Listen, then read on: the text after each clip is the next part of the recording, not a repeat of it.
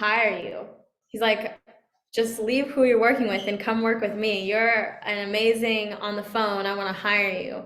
And then I got in front of him in the home and he says, he's like, your dialer is really good. You should know that. You have a really good dialer. And I was like, I will tell her that. So they don't know. They don't know. They don't remember. They don't remember anything. But yeah, I think it's a different approach, you guys, right? And it takes what you mentioned, the pressure of any of the questions or anything of that nature. And I found it really unique because I heard it live and I heard someone say, ask her some questions. I'm just the dialer. You'd have to ask Cassandra that question. Like, I don't know those answers. And I looked around and was like, what the hell? Like, what are you talking about here? But I think it's a different approach, right? Yeah.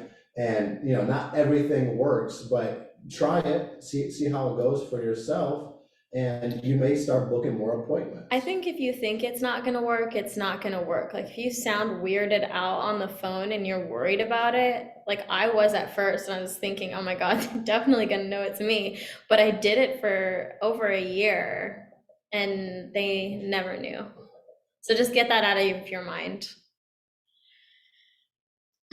Yeah, so now, obviously, the big question is, how do you maintain control in the home to be able to sell that much life insurance? Because you don't just trip and fall and sell $400,000 of life insurance a year. You don't trip and fall and sell $200,000 of life insurance in a year. Right. So really, I think to start is how, at the end of the day, control of the conversation is going to determine on whether or not you make a sell or not. So if you can kind of just help us understand how you establish that control, and then how you take back that control if they start to try to run the appointment or just start asking you questions, like how do you establish that, and then how do you maintain that throughout the appointment?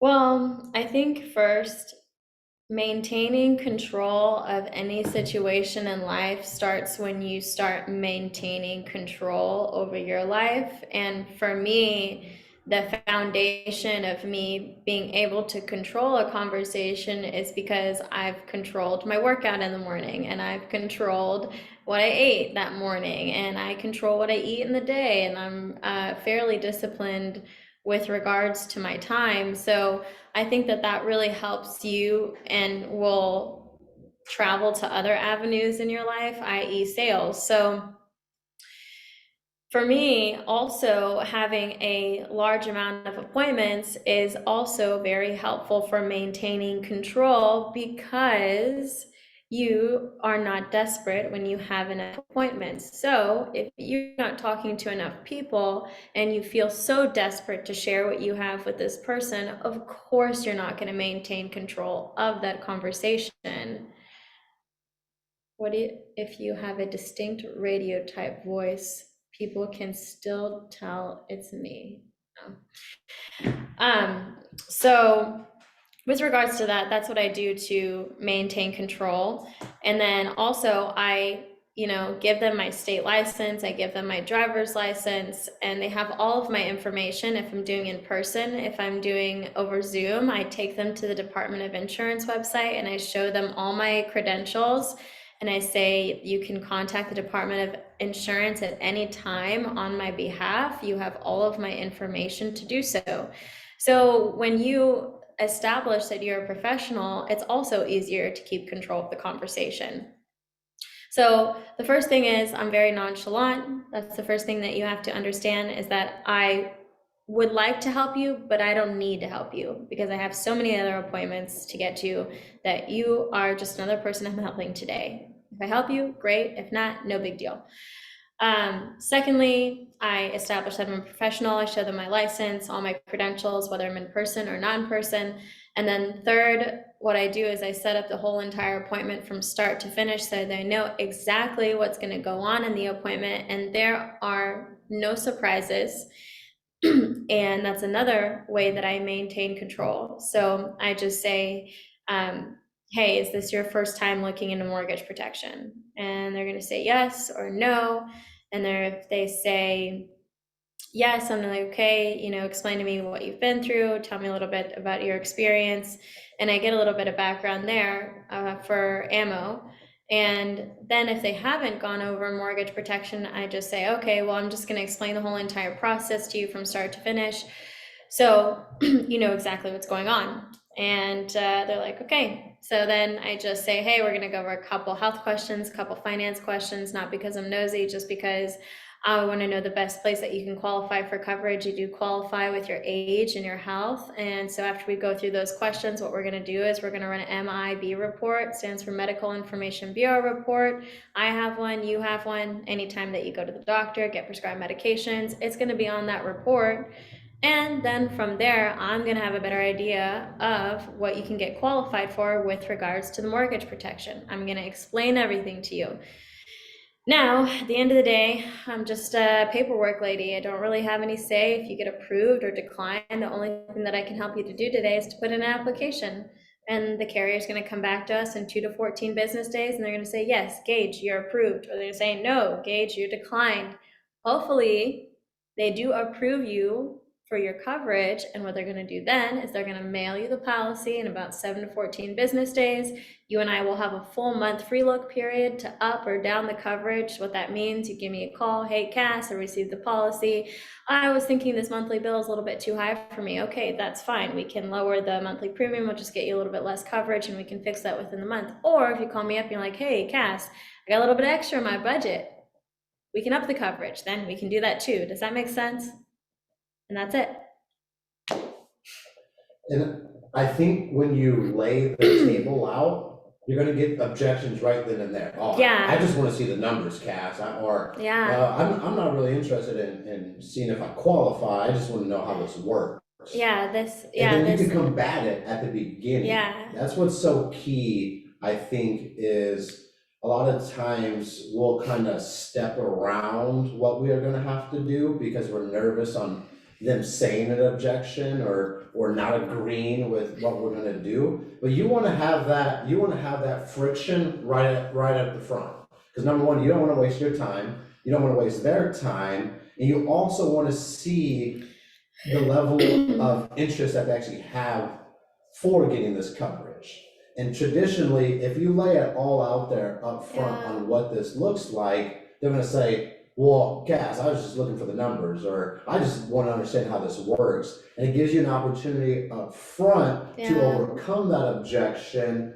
And if you can't overcome that objection, then you're on to the next appointment, or you're moving on to the next person, rather than going 45 minutes through it just to have them tell you, think about it. Yeah. We've all gotten to think about it. But traditionally, you get to think about it because they weren't clear on what the proper steps were or what we were going to do today. Yeah. I'm like, we're gonna put in an application today. I just want you to know, I'm just an application lady. I can't approve you. I can't deny you. Wish I could, but I can't. And it's, it's, I think another big thing that you're saying in here as well, that I want people to catch, is it's almost like a takeaway. Yeah. Like, I'm not just saying you can get this. Like, we have to see if you can qualify for this. Yeah. And a lot of times, you guys, people want things they can't have. Yeah. Or they're curious to know if they can have it or not. Yeah. And so using that qualification is a big emphasis that I want you guys to pick up on, that she's nonchalantly talking about, but is such a huge kind of takeaway from the appointment, because now they're like, I want to see if I qualify. Yeah. You know, that's what a lot of people, well, I want to see if I qualify, Cass. Yeah. And it's just like, I'm just the middleman. I don't really care. Yeah. No, and it's as silly as it may sound to some of you guys, I'm telling you. I mean, I do care, right? Like, I want to do a good job. I want to explain everything correctly. But you have to care and not care at the same time, which is hard, but that's what you have to do. Well, and I was just having a conversation with Beto the other day, and he was having some friction at the beginning of his appointment. And he was like, well, you know, if you're not serious about this, you know, I'll leave. Yeah. And he started packing his bag. Yeah. And the guy all of a sudden was like, no, I wanna talk to you, you know, or I wanna see if I qualify. and he made a sell. And that wouldn't have happened if he wouldn't have took back control and said, all right, well, sounds like this is premature. Yeah. We can schedule an appointment later. And then he went from a potential think about it, oh, I'll call you back, to submitting an application with a tough guy. A guy who's like got his guard up. Yeah. But you got to maintain that control and authority in the home, that you have the license and you have the information that they want. Yeah. And I think that is something too to put in the back of your mind, is we have this valuable information that they're looking for, AKA the quote. That's what they want to know what it is. But we have that valuable information. I don't do quotes. Yeah, in our back pocket. But I'm like, I would always want to hold on to that information, the numbers of what we're looking at, as long as possible, because it gives me more time. I get all their information. It's like, also another thing that is helpful is that when you're going through the appointment, I'm getting your beneficiary, I'm getting your beneficiary's phone number, I'm getting their date of birth. I get all that information because I already have it in my mind that we are doing an application. I will need this information. So the more that they give, the more likely they are just to go through the whole entire process. It's like, I'm just keeping it moving. I'm asking another question, And then when they pick something, as soon as they pick something, I'm like, all right, what's your driver's license number? All right, what's your social? I'm not like pausing. I'm going through everything very quickly, as efficiently, of course, as possible, right? You want your client to understand everything. You want to put them in the best situation possible. And I saw a question on here from Pauline, I believe, that how do you differ between submitting applications for people to see if they qualify and not pushing it too hard, because I tell them that their company is going to send them the policy, and if the premium's too much, we can change it. Or if they want to do more, we can do that. And chargebacks are going to happen regardless in the life insurance business. They're going to happen. So yeah, 20 to 30%, but you can try to not have that happen by honestly just putting them in the best product possible and making sure that they understand that product. And I think too, that over time, you get a feeling, a gauge, a sensor, basically, because you get a gut feeling. They'll give you some leery type of I did say 20 to 30%. Vibes. Yeah, she said 20 to 30%. Yeah. And you'll just get that through experience, right? Yeah. And unfortunately, a lot of times you don't get that sense or that level of interest until you went through a whole entire thing with the person who you thought was very serious, and then you get a gut punch because they end up canceling their policy. So it really comes with experience, I would say. And obviously, the more appointments underneath your belt, the better you get a feeling out for that. But I also think too, a great way is before you submit the application, it's like, now, John, obviously we went through everything here. It sounds like you fully understand everything, correct? Yes. Now, what we're submitting the application for is $200,000 for $150 a month. Now, is there any reason, if you do get qualified, that you wouldn't want this coverage? And then that's where we can really kind of sniff out well, I just want to see if I can qualify. Or I was just want to see if I could get it. Well, there's no sense of us sending in an application. Well, why do you want to get it? To protect my wife? Yeah, that's what we're doing today, is protecting your wife. Yep, and bringing it back to the why. Yeah. Mortgage protection is a little significantly different than final expense, because you're typically talking about something that they live in, something that their kids live in, something that their wife loves. And so it's much more emotionally tied to them, whereas with final expense, it's for a loved one, right? A lot of times they're going to live with that loved one. But in mortgage protection, you could be sitting at the table in the home that they've maybe just bought, their dream home, and they got the two little kids running around. And a big thing too, if it is a husband and wife, you gotta be talking to the wife the whole time. Oh yeah, for sure. Because the wife is the one that's gonna pull out the checkbook, gonna slap him on his leg and say, we need this. I never pay attention to the husband, ever. ever. It's like putting your focus in on the decision maker. And I promise you, as Yeah. much as mainly that guy wants to say he's the decision maker, he ain't gonna make that decision without his wife giving the green light. Yeah.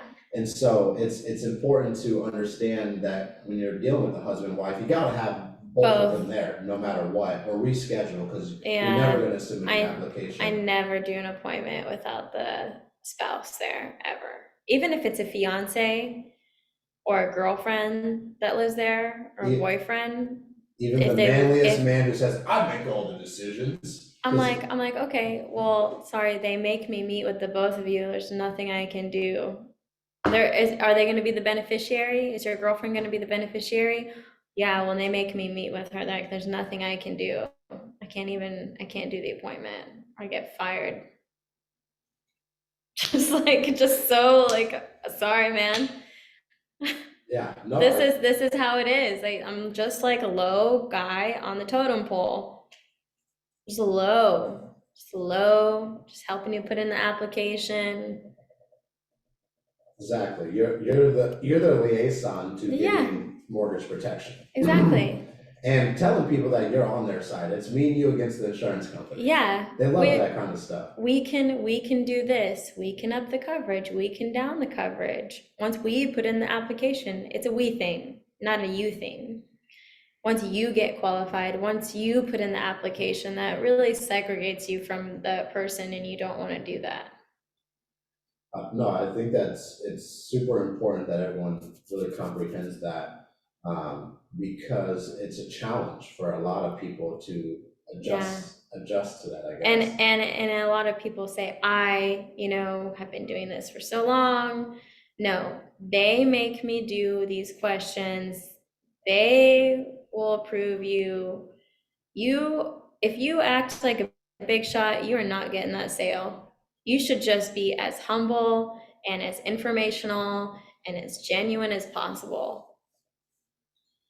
Big time. So obviously, I know we kind of hopped around here, but if you can just walk us through a mock scenario here of setting the table. Well, I work for the state of Texas. So Aaron, your question is, what company do you say you work for? These are all state regulated. Yeah, So that was one thing that the old company really did a really good job of, is banging in our head that we're state regulated. And these programs Yeah. are state regulated, because they are. They are. It's not like we're making Yeah. anything up here. There is a Department of Insurance that governs. Because people always ask, oh, who do you work for? I'm licensed with the state of Texas and 26 other states. I'm just licensed with the state of Texas. I have my license through the state of Texas. Let's go on this government website here so I can show you my credentials. Bingo. And obviously, when you say that you're dealing with state regulated things, they think you're a government Yeah. type of employee. And then it's like so much pressure off. Yeah, exactly. So if you can kind of just walk us through a mock, uh, laying out the table, and then asking the questions, how you ask the questions, I think really matters too. Yeah. And then we'll let you get on your way. I know you gotta run. So let's say I'm with Gage and Michaela. So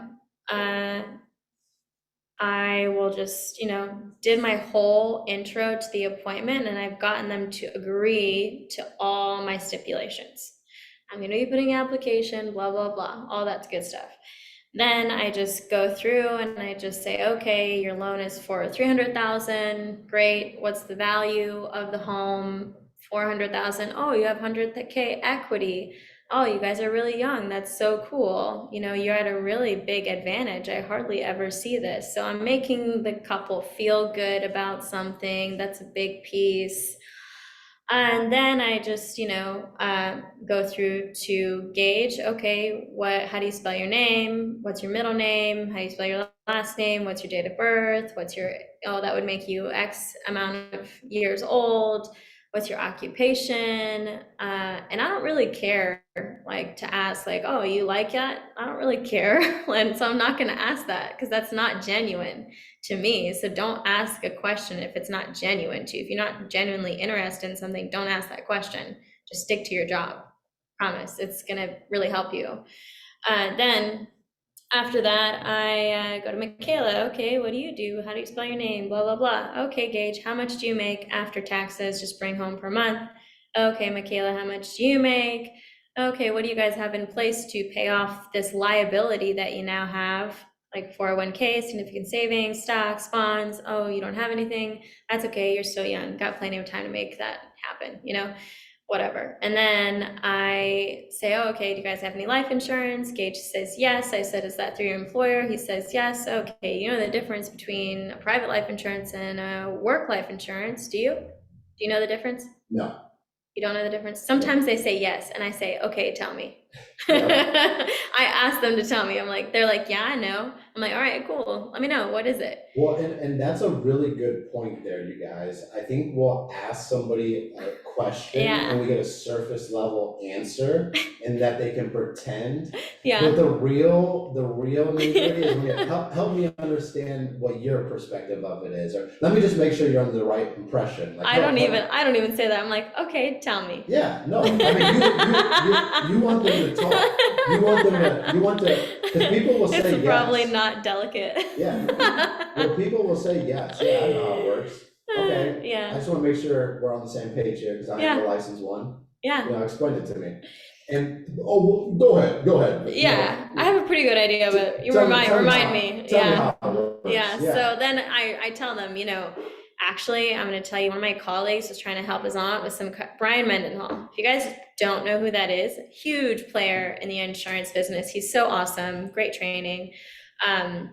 But this is his story, and just says, yeah, I was trying to help my aunt with some coverage, and she said no, because I had a really good work coverage like you do. I mean, you have a great work coverage, but she got diagnosed with pancreatic cancer, and then she was on short-term disability for 3 months, still couldn't work. Long-term disability is 9 months with most employers, and then what do you think that they did?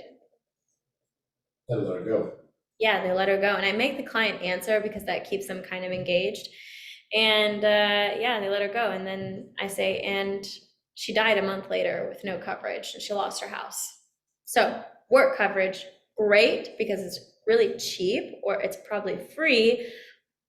But a lot of my clients have private coverage because they understand that they are just a participant in that work policy and they don't own that policy. Does that make sense? They're like, yeah, that makes sense. I'm like, okay. Or they're like, oh my God, they say something, to that effect, because nobody explains that to people in the general public. And then after that, I nip that in the butt, and then, or I take down specifically what kind of coverage they have so I can understand if I need to beat it, or I pull policies all the time. That's what's great about running in homes. I can pull the policy. Or if you're not in home, you can just spend their insurance money before it's even been paid out to their family, because living is expensive. So if someone's making $100K a year and they have a $200,000 policy and they're the main provider for their house, oh, you have the 200,000 policy just in case, God forbid, something happens to you, that you can be here for 2 years helping your family when you're not really here. That's why you have that, right? Yeah, that's why I have that. So they've already agreed that it's for something else, not the mortgage.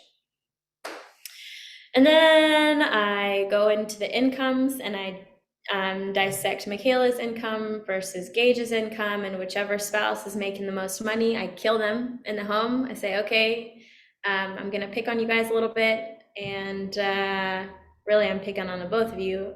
Gage, can I pick on you a little bit? Yeah, that's fine. Are you sure? You look tough. You look like you can handle it. Yeah. Yeah. And then I say, hey, Michaela, what if Gage died yesterday in a car accident and he didn't make it home to you? And then Michaela will try to answer, but generally she doesn't really have a good answer. Fumbling on the words. Yeah, and that's where the sale is made, because they realize that their plan for their family and their life is not solid. And that's where the sale is made for me, when I can really hone in on where the deficit is in their plan to survive if the unimaginable happens. And then after that, it's a really easy sale. I just find whatever medications that they're on and I explain the product, the benefits first, and then I have them grab a pen and a piece of paper and write down 100%, 75%, and 50% of the loan and have them pick one. I think one thing that I always try doing in that moment when you're killing somebody Yeah. is bringing up the income, right? Especially if there's Yeah. if there's two incomes. Let's Yeah, say the household income. of course. Just a thing I would do is like, okay, Gage, how much are you pulling in? 3,000. Okay, great. Michaela, how Yeah. much are you pulling in? 3,000. Okay, great. So 6,000 is the household income. Does that sound about right? Yeah. Yes. Okay, great. Now in this scenario, Gage doesn't come home anymore, and you're now living off of $3,000. But your loan is 4,000 Yeah. So a month. what is the plan here? Are we having someone move in? Are we selling the house right away? And you're putting reality in front of Yeah. them. And the income discretion is in front of them. Yeah. Because people think, oh, I'll figure it out. Well, how are you gonna figure it out, John, when your bills are 2,800 and you're gonna be pulling in 3,000? You're gonna just be taking your Yeah. savings, draining your 401k. What does this look like? Yeah. Help me understand is a key phrase to always dig in Yeah. further. Help me understand what you mean by that, Cass. Yeah. What You'll does be that okay. look like? People are like, oh, it'd be bad. Hey, Cass, I understand it'd be bad for you. I meet with a lot of people. Everyone's bad's a little bit different. Help me understand what bad is to you. Yeah. And stare them in the eyes. Yeah. And make them explain what bad is to them. Or, oh, they'll be just fine. Hey, Cass, I totally understand they'll be just fine. I meet with a lot of different people. Everyone's just fine is a little bit different. Help me understand what just fine is for you. Yeah. Oh, and you guys have 2 kids. So are you planning on, where will the kids go when you're working? Well, do you have family nearby? What does that look like for you? And then, your kids are never going to get to see you. They're never going to get to see their mom. They're going to be raised by a babysitter. 8 out of 10 times they've never had this conversation, ever. No, and it's a big conversation that you need to have. Yeah. It's such a small price to pay $100 a month to know that if something happens to your primary breadwinner in your household, you can stay in your house. That's a big deal. And if it's not a big deal, that's a bad person that you're sitting with. That's not a good person. Exactly. They don't care about their family, and you should just get off the call. Well, and that happens. No, it will. Yeah. They can figure it out, and then they go and have an argument after you get off the Zoom or leave their house because she's like, "What the hell? You don't care about me?" Yep. Yep. And then sometimes they'll call you back. That's rare. Yeah. That's a rare. But it can't happen if you make it make so much sense, and then one guy's just being an asshole. Exactly. Or the lady's just being and she doesn't want you in the house. Yeah. And then they talk it out a little bit more. That's when you add to the drip campaign, your CRM. Yeah. Yeah. So Pauline asked a question here. Number one, what's your schedule look like on a consistent basis? And then number two is how many appointments do you run per day, and how many hours does it take for you and your dialer to book that many apps per week? Well, I'm not running at a high clip right now. I want you guys to understand that. I'm running at a very chill clip because I was running at a really high clip for so long. So my schedule right now is not the same as it was when I was running $400,000 of business. When I was running $400,000 of business, I didn't have a dialer. I did it completely by myself, and I was working. I got up at 5:30 every single day, and I didn't make it home until 10 at night or 11 at night because I did it alone. And some of you, that may sound crazy, but some of you obviously want to make that type of money or hit that type of goal. So life's going to be unbalanced. I think that's the reality of the situation. Like everyone always like work-life balance. No, there isn't. When you're first starting a business, you have no balance. And if you do, you're inconsistent, and this business is a fucking roller coaster. Yeah, it's not gonna work for you. But I mean, it doesn't matter what my schedule looks like. It matters what your schedule looks like, because me and you were completely different. I don't know anything about your life. Only person that knows about your life and your schedule and what you're capable of is you. And the chances is that you haven't really sat down and mapped it out yourself, and you need to do that. No, it's a really good point, because people don't have the flexibility that Cass has, where Yeah. she's not married, Yeah. has no kids, Yeah. so she was able to work those long days, long Yeah. hours. But at the end of the day, why did you do that? What Yeah. kept you going? Well, eventually, so I can support my future family and I can support my mom eventually. And I think that's what the more important answer to your question is, Pauline. Yeah. Why do you want to sell so much life insurance? Yeah. Why do you want to be successful? And then you have to have that conversation with your family or your significant other or your kids, Yeah. or whatever the situation is. But trying to balance life and your personal life when you're new, you're making this business much more harder. Yeah, you And just need to sacrifice for like a year or 2 years and just tell everyone, like, hey, sorry, I can only have one day off a week. This is my day off, and all the other days I'm gonna be working and I'm gonna miss a lot of things so I can not miss things in the future. There's there is no balance, and if you try to go on and off, you're just gonna quit. yeah, it's gonna catch up to you as, man, this is a lot, or because you're Yeah. thinking about not doing it. And I think where the magic happens is, this is what I'm doing, I have to do and, this. and this is what I'm gonna get really good at, so then I can get to a desired income level or provide for my Yeah. family that I never thought I would be able to do. Yeah. And I think that, something that I had to do is, I just told my family that, for 2 years, give me 2 years, and then Yeah. turned into 3 years. But I told them that, I'm gonna miss the birthday parties. I may be home for Yeah. Christmas for a couple days, but I Yeah. promise you, in a couple years, I'll be able to go to whatever. And Yeah. here we are. And I'm spending time going to family vacations. I'm going to graduations. I'm going to weddings. But there's a period of time where Gage wasn't around, and it was a challenge with your family at that time, because they're like, why are you working so much? Yeah. You don't need to be working that Oh, hard. I got that all the time. But You're killing yourself. But You're killing yourself. they're the same people, Cass, today, Yeah. that say how proud they are of Oh, you, yeah. how much you've Oh, done for it's yourself. so cool that you can work from your computer now. It's so cool. I'm like, yeah, it was really not cool the 2 years that I was in my car. Yeah, One thing I will say, like, yeah, we all talk about sacrificing things, but you don't have to sacrifice your health, because that's one thing that you were so strict on. Yeah. And like, I think that a lot of people, especially at our old company, it's Uh-huh. like, go to the wall, like, who cares about anything other than work? Yeah. Like, you just sacrificed your social life, your family time, Yeah. and your health was not part of that. you Yeah. still prioritized it, right? Yeah. I didn't have a social life. I didn't date. I went to the gym, I cooked for myself and made snacks for myself and was on the phone and drove to my appointments, ran my appointments. It's literally all I did for like 2 years. And would you say it's worth it? Yeah, it's worth it. Why? Because I can work from my computer now anywhere.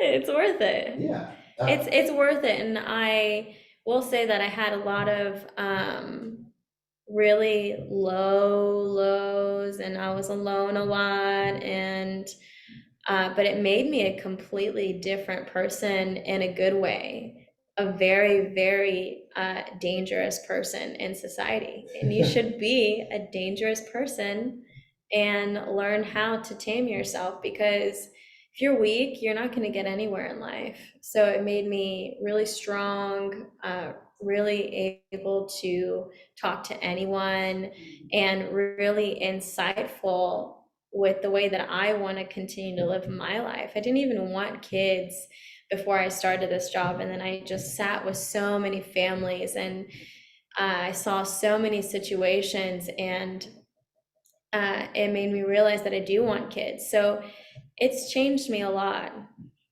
And I think that is one thing that I'll always give credit to this business, is how much it's made me evolve personally. Of course, I've taken leaps and bounds professionally, Yeah. but personally, the discipline, the growth, the knowledge, the experience you hear from people that you can take away and apply to your business. There's no price tag to that kind of stuff. I grew up in apartments all my life, so Yeah. getting into mortgage protection, I'm like, what the hell is a mortgage? What is I equity? know. What is any of this Yeah. stuff? And so, boom, that was phenomenal information. Burial, Yeah. cremation, I knew nothing around the Yeah. stipulations and how much that can cost. The finance industry as a whole is just so valuable, and the insurance industry, I mean, it's in that sector, and it's so helpful.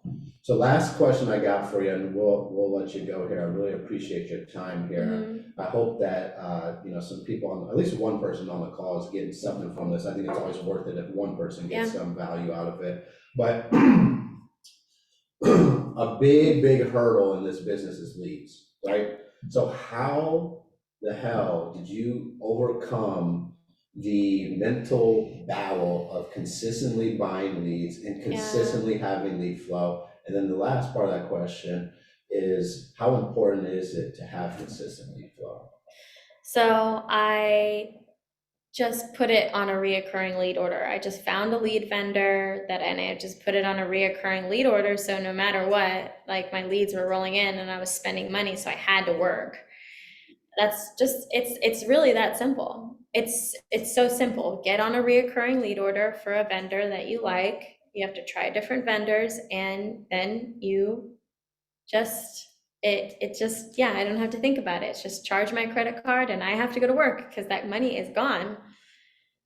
Well, and I think that is a big challenge for a lot of agents. Yeah. Is consistent lead flow, because it's a mental barrier itself. Consistently spending money on yourself to get better, even if it doesn't go well. And that's where, when you're on a reoccurring order, or you're having some type of consistent lead flow where you don't even have to think about it, you take a big emotion out of the business. Yeah, it's so easy. I just, on a reoccurring, hit my credit card every week, whatever. You just got to find a lead vendor that you like, which means you just have to do your research and you have to call, and like, nobody's going to care about your business as much as you. So you need to care. Like, nobody's coming to save you. Nobody's coming to work for you. You're the only one. So if you want a better lead source, you better go out and find it yourself. And what was that lead source that you had mentioned that you'd recently been using? It's not direct mail, but it's Call-in leads. Yes, call-in leads. Call-in leads. So instead of your traditional fill it out by hand, they call into a 1-800 number. Yeah, right? So look into call-in leads, and it's funny because sometimes I'll get a call-in, and then 3 weeks later I'll get a mortgage lead from the same person, and I already sold them. So you can really get to a lot of people before the mortgage mailer people if you have call-in leads. Beautiful. Yeah. Awesome. Well, I appreciate your time here, Cass. If you guys got any value out of this, please drop a CC in the chat to show our girl Cassandra some love. Like I said, I got a strong feeling we'll get more opportunities to pick her brain apart here in the near future. It's always been a pleasure watching your journey and just watching you grow and take off way further than I ever thought you would. But also at the same time, the thing that I admire the most is how much you maintain your health and what's important to you, because you value that. So thank you for your time today. Yeah, of course. And always appreciate getting the opportunity to spend time with you. Hope you guys got some value out of this. Like I mentioned, we have the call recorded. We'll get this put up onto YouTube. And what he was mentioning, you guys, is call-in mortgage protection leads. You can Google it. You can give me a call. I'll point you in the right direction. Of course, we've been working a lot of the age mortgage protection. I think it's a valuable lead acquisition at $8 for something that's 3 months to 9 months old, $4 for something that's 9 months to 2 years old. And we've had a ton of agents find success using these leads. So if you have interest in that, reach out to the individual who brought you this business, reach out to your upline, whoever, and they'll point you in the direction of getting that contact with the lead vendor that we've been utilizing for those age mortgage protection leads. So hope you guys had a wonderful day here, and reach out if you need anything.